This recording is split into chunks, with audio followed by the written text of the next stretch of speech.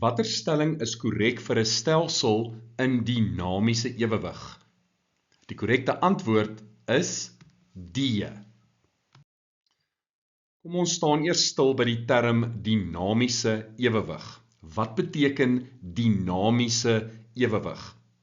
Dit mag dalk op die oog af lyk of 'n reaksie wat by ewewig is tot stilstand gekom het, want jy sien nie meer 'n verandering in die konsentrasie van die reaktanse of die produkte nie. Maar daar is steeds 'n voorwaartse reaksie en daar is steeds 'n terugwaartse reaksie wat plaasvind. Hierdie twee reaksies vind net teen dieselfde tempo plaas en daarom is die stelsel in ewewig. Die woord dinamies kom van die Griekse woord dynamis en dit beteken mag of krag.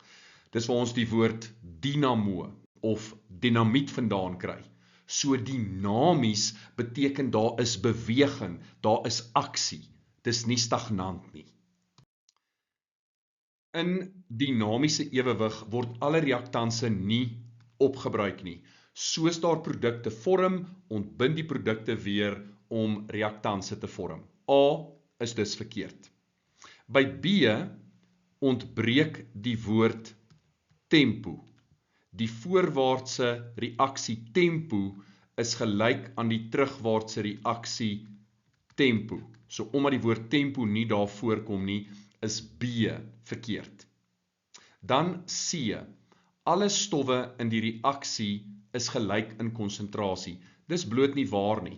Verskillende konsentrasies kan teenwoordig wees in die reaksiemengsel. Dit hoef nie noodwendig gelyk aan mekaar te wees vir ewewig om te geld nie. So die korrekte antwoord is D.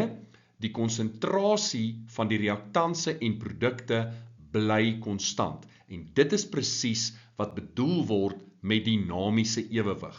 Die konsentrasies verander nie, die lyne is reguit horisontale lyne en daarom is D die korrekte antwoord.